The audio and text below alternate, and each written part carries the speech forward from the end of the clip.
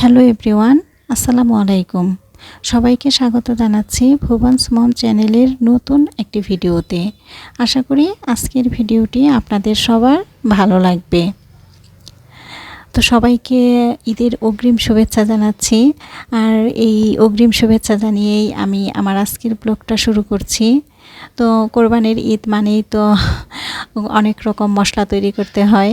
তো এই যে আমি একটা স্পেশাল গরম মশলা তৈরি করে নিচ্ছি। এখানে তেজপাতা আছে, দারুচিনি আছে, এলাচ আছে, লং আছে, কালো এলাচ আছে, তারপরে গোলমরিচ, এরপরে জায়ফল, জয়ত্রী। তো এইগুলি আমি একটু সব মশলাগুলি একটু হালকা টেলে নিচ্ছি।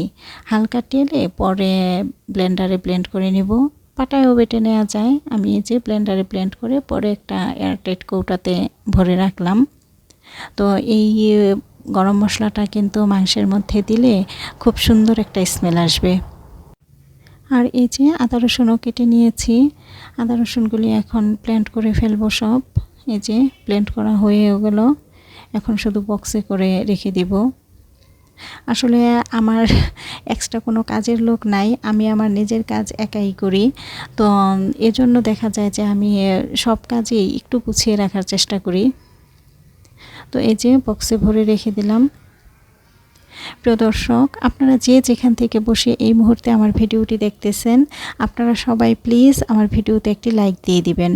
আর আমার ভিডিওটি যদি ভালো লাগে তাহলে আমার চ্যানেলটি সাবস্ক্রাইব করে আমার পাশে থাকবেন। এই যে পেঁয়াজ বেরেস্তা তো লাগবে, পেঁয়াজ বেরেস্তাটাও করে নিলাম। কারণ পেঁয়াজ বেরেস্তা পোলাও, বিরিয়ানি, তারপরে মাংস করতে লাগবে, রোস্ট করতে লাগবে। তো এই জন্য পেঁয়াজ বেরেস্তাটাও করে নিলাম। পেঁয়াজ বেরেস্তাটায় যে ঠান্ডা হলে তারপরে কিন্তু আমি একটা কাচের বয়মে ভরে নিয়েছি।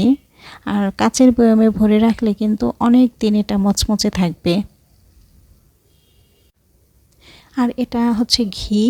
এই ঘিটাও নিয়ে আসছে ভুবনের বাবা মুন্সিগঞ্জ সদরে গিয়েছিল অফিসের কাজে, তো সেখান থেকে নিয়ে আসছে।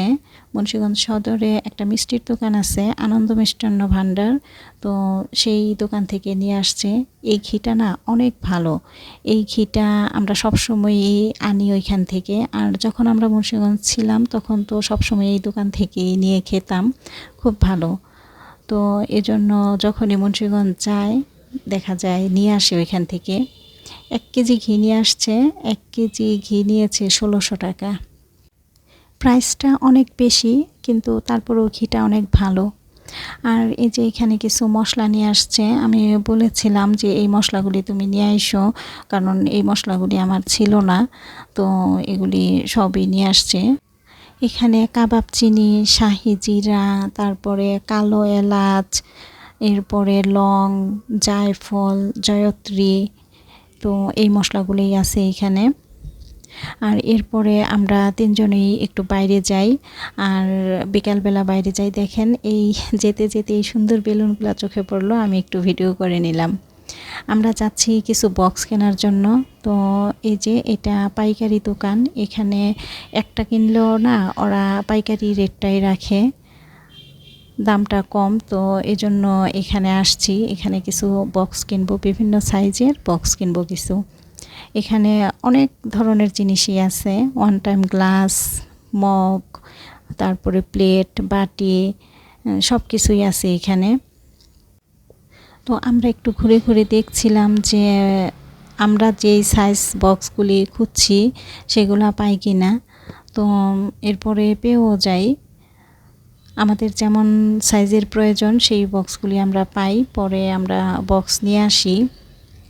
আসলে ফ্রিজে যদি কিছু রাখি তাহলে কিন্তু বক্স করেই রাখি, তাই আমার আসলে বক্সটা বেশি লাগে। আর সমস্যা হচ্ছে ডিপ ফ্রিজে যদি বক্স করে কিছু রাখি দেখা যায় বক্সটা যদি হাত থেকে পড়ে সাথে সাথে ফেটে যায় কিন্তু। তো এজন্য দেখা যায় বক্স বেশি লাগে। এই যে এই ভাই আমাদেরকে বক্সগুলি দিচ্ছিল। এরপরে তো আমরা বক্স নিয়ে বাসায় চলে আসি। আজকে আর অন্য কোথাও যাই নাই, শুধু বক্স কেনার উদ্দেশ্যে গিয়েছি, বক্স নিয়ে আসছি। তো এই যে দেখেন কেমন কেমন সাইজের কত প্রাইসে বক্সগুলি আনলাম। এই যে এখানে আমি 3টা সাইজের বক্স নিয়ে আসছি, বড়, মাঝারি আর ছোট। এটা হচ্ছে বড় সাইজ, এটা পার পিস নিয়েছে 16 টাকা করে। আর এটা মাঝারি সাইজ, এটা নিয়েছে 8 টাকা করে। আর এটা হচ্ছে একেবারে ছোট সাইজ, এটা নিয়েছে 5 টাকা করে। তো প্রাইস হিসাবে আমার মনে হলো অনেক ভালো। আসলে পাইকারি দোকান থেকে কিনলে এটাই একটা সুবিধা, একটু কমে কিনা যায়। আর এখানে কিছু পলিপ্যাক নিয়ে আসছি। আসলে কি, কোরবানির ঈদ তো, কোরবানির ঈদে দেখা যায় অনেকেরই মাংস দেওয়া লাগে। আর এই মাংস দেওয়ার সময় না দেখা যায় আর ব্যাগ খুঁজে পাওয়া যায় না। তো এজন্য এই ব্যাগগুলো নিয়ে আসলাম। এই ব্যাগগুলো খুব কাজে দিবে। আর এই ব্যাগও না মাত্র 20 টাকার ব্যাগ নিয়ে আসছি, প্রায় 70-80টার মতো ব্যাগ দিয়েছে এখানে। তো এই ছিল আমার বক্স কেনাকাটা। তো বক্সগুলি আসলে মান যে খুব বেশি একেবারে ভালো তা বলবো না, তবে মোটামুটি প্রাইস হিসাবে আমার মতে ভালোই, খারাপ না। আর এই যে এরপরে তো আমার ছেলে এই যে ব্যাগ গুছাচ্ছে।